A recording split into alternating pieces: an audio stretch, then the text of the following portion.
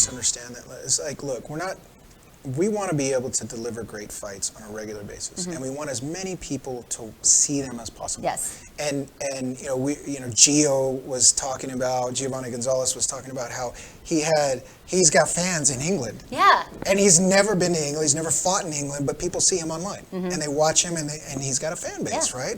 And that's what this is about. I've always said from the get-go that all of these fighters deserve a platform to shine on. Yes. And so that, to me, that means give it to as many people as possible can watch it. Right? And I want the same thing for the pay-per-view. I want as many people as possible to watch it. And I want fans to understand, look, if we don't do this, if we don't charge pay-per-view, this system of club promoters that are developing fighters goes away. Yeah. It's just a reality of the economy. Yeah.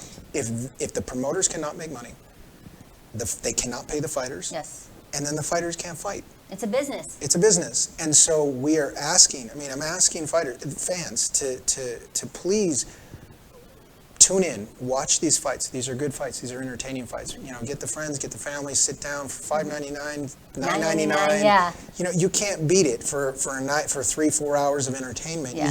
You can't beat it. And so if we're putting great fights together, and it's at a reasonable price. Yes, very, very reasonable. Very reasonable price. You can't even go to the movies. You can't go to the movies anyways, but if you could, it's cheaper than a movie. Yeah. And it's something that you can sit back with your family and friends, turn the TV on the patio, barbecue it up, and watch these fights, and know that it's going to something good. It's going to support these fighters. Right. Who someday might be those $1 million fighters. They're in the developmental stages right now, but we've said from the beginning, these are really good, entertaining fights. So you might not know his name yet, but maybe you will. And it's kind of fun to get in on the ground floor, so to speak, and follow this fighter through the developmental stages, especially when it's so entertaining. And if you take away this farming system, you and I were talking a little bit off camera that, NFL has college, and the baseball has the minor leagues. Like, this is boxing's it's the farm system. Minor leagues. So if this goes away, the big leagues really can't survive. When someone retires, who are you going to replace them with? If this isn't happening, so this is your chance to really support. It's not about GSS making money. Of course, we do make money a little bit, but it's really about saving the system and saving the sport. Money being the given. Every business wants to make money. Right. That's the given. But outside of that, it's really about being able to sustain the sport of boxing. Yes. And look, the amateurs are not fighting at all. Right? There's no amateur events going. Right. And so the only farm system you have, so the Olympics was delayed. Yeah. And I know that I've talked to some amateur fighters who've gone pro because they don't want to wait another year. Yeah. And so the amateur system is right now stagnant because it just can't. They won't do events.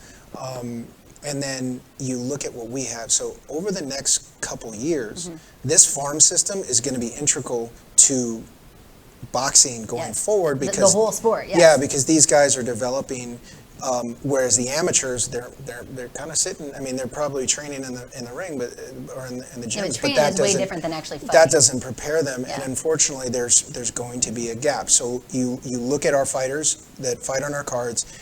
Within the next 2, 3, 4 years, these guys are going to be stepping up, getting fights on top with Top Rank, Golden Boy, and Matchroom. We've already had plenty of fighters who've started their career with Best in Boxing and have moved on, have gotten signed to Top Rank, have gotten signed to Golden Boy, have fought on Matchroom. So fought on ESPN, Fox Sports, and so that is what we're about. We're about feeding these fighters, not only building their fan base. So when they get to the upper level. They already have a base. Yeah. Across the globe. Across the globe. Yeah, not just in their region of family and friends. Yeah. It's everywhere. I'll go back to Gio's example because he was talking about how he was in the store. Yeah. And some dude came up to him, like a big dude, 6'3", kind of sketchy looking dude, and he was like, oh, God. Yeah, he didn't know whether this guy was going to approach him and kick his butt or try to kick his butt. Yeah. But it was a fan. Yeah. The guy became a fan of Gio's from watching him on Best in Boxing. Yeah. So that's, to me, that makes me smile bigger than anything, because it's like, that's why I'm doing this. I know. I don't remember which other fighter it was, but they were at the barber shop and someone next to him was like, "Hey, you're the dude that," you know. And so it's happening. It's happening for these fighters to push them, and that was really, I know that was what was in your heart when you started Best in Boxing, was really trying to not only innovate and push the sport forward with the idea of streaming, which, by the way, now is like the only reality. I know, you know, at first people were like, "Really?"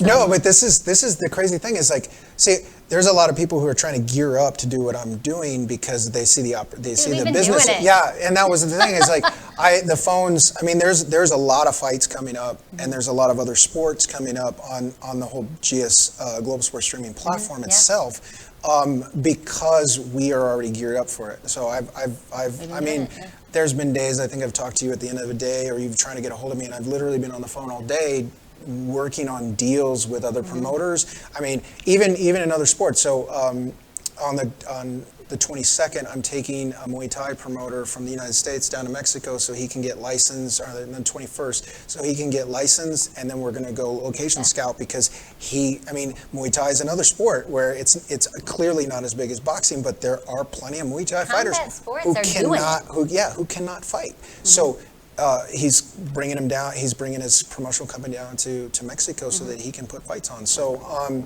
it's just, we're geared up for it. We're ready for it. We have the system. We have the pay-per-view system. We have the production capabilities, and then we can. There's a promoter, Carlos Molina, King Carlos Promotions. He has his own. He pays his own production company. Nice. So we're going to take his signal and distribute it. Yeah. I mean, it can be as simple as that for us. But we have the ability, and we have a fan base, and we have a ton of fighters that follow, and so for us, it's again, we're set for it. It was always about the proliferation of boxing to begin with. Now we've got all these other sports, and the ABA. That's what I love about you. It's always really been about the fighters. Yeah. Yes, this is a business. Yes, I would love it if you paid me more. But for you, it has always been about the fighters and the sport of boxing, pushing it forward, being innovative, and really shining the light on those fighters and everybody who is grinding day after day.